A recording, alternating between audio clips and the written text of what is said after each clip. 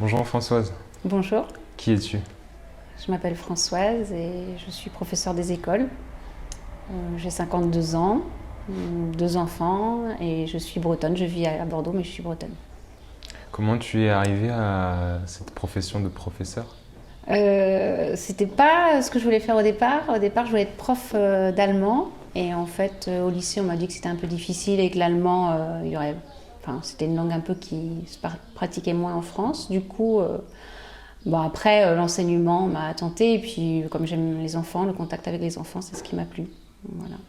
J'avais aussi dans la famille ma sœur qui est instite, donc du coup, je pense que ça m'a donné envie de faire la même chose qu'elle. Qu'est-ce que le mot famille, il veut dire pour toi? Alors, c'est vaste. Beaucoup de choses. Quand je pense famille, je pense à mes enfants, mes parents, enfin la famille proche, oui, des personnes sur qui on peut compter. Voilà. Oui. Est-ce que à côté de ton métier de professeur, tu as des occupations que tu apprécies? Oui, alors je fais un peu de sport. Autrement, je tricote beaucoup depuis que je suis enfant. Voilà. D'accord. Et ensuite, à quel moment est-ce que tu te sens toi-même? Euh, que je me sens moi-même, quand je suis chez moi, ça c'est sûr. Je suis vraiment quand je suis dans un moment de détente, voilà, je suis moi-même dans mes activités de loisirs. Et à l'école, j'espère être moi-même aussi avec les enfants, en tout cas. Voilà, même si on doit faire attention à ce qu'on dit, à notre façon de faire, je pense que je suis au maximum plus proche de la vérité. Et qu'est-ce qui te fait dire que tu arrives à être toi-même dans ton travail et qu'est-ce qu'il t'apporte à ce moment-là? Déjà parce que j'aime ce travail, donc je le fais avec plaisir. Donc déjà, je me force pas. Donc je pense que là, voilà. Et j'aime le partage avec les enfants. Et avec les enfants, bon, c'est difficile de jouer un rôle. Déjà, ils apprennent vite à nous connaître et à trouver aussi découvrent vite aussi nos points faibles, hein, les enfants en classe. Donc, je pense on peut pas se cacher, je pense, toute l'année derrière un personnage. Après, avec les enfants, on joue un petit peu aussi, sans théâtraliser, mais enfin, on joue des petits rôles pour les faire rire ou pour une petite mise en scène pour amener quelque chose. Mais dans la relation, enfin, je pense qu'on doit être vrai, quoi. Et du coup, c'est beaucoup plus agréable.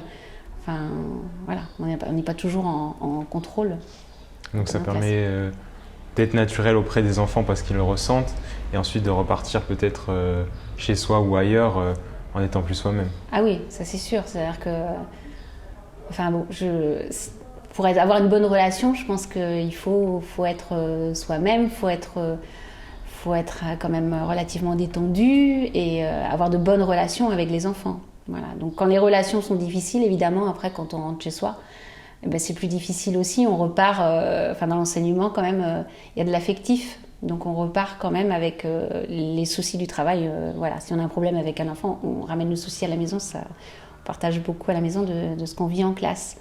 Donc c'est important d'être serein avec les enfants, ça c'est sûr. Et donc tu as parlé du travail que tu ramènes à la maison. Comment est-ce que tu peux faire l'équilibre entre tes proches, ton travail et toi? Alors, ça prend du temps, c'est vrai. Après, je m'organise. Je m'organise pour me garder du temps pour moi, pour les loisirs, pour la détente, pour la famille et puis aussi pour les vacances. Voilà, bon, on a la chance d'avoir des vacances, donc je pars. Et puis l'organisation du travail, bon, après, mes enfants, ils sont grands. Mais autrement, ouais, je travaille je travaillais quand ils n'avaient pas vraiment besoin de moi. Enfin, quand ils pouvaient jouer tout seuls et tout ça, et puis ou quand ils étaient couchés aussi. Voilà, une question d'organisation. Voilà. Et puis en classe aussi, avancer au maximum. Est-ce que tu as changé de sens sur ce qui était important pour toi pendant ton parcours?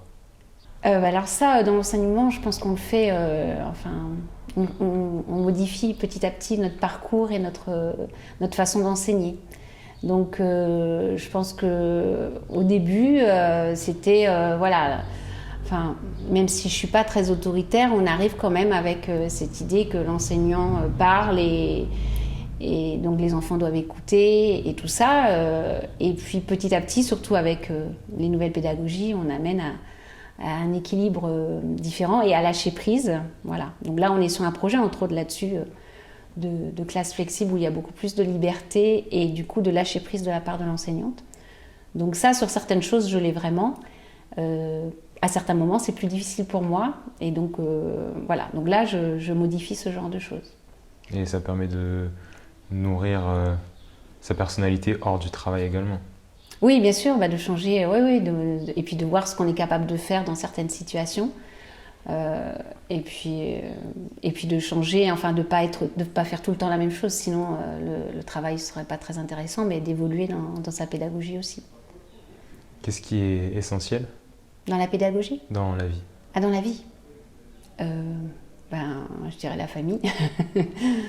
La famille, et puis le partage, les bons moments partagés avec la famille, les amis. Voilà. Le travail est important. Il est quelque part essentiel, mais c'est pas le plus essentiel pour moi dans la vie. Pour le futur, as-tu 3 souhaits? Ah, 3. Pour le futur. Continuer à évoluer dans ma pédagogie, voilà. Modifier un petit peu pour progresser et pas rester sur mes acquis. Après, par rapport à mes enfants, que mes enfants réussissent dans ce qu'ils ont entrepris, ça, je pense que pour les mamans, c'est important, pour les parents, de voir que leurs enfants progressent. Et puis, voyager, ça c'est sûr, voyager. Merci Françoise.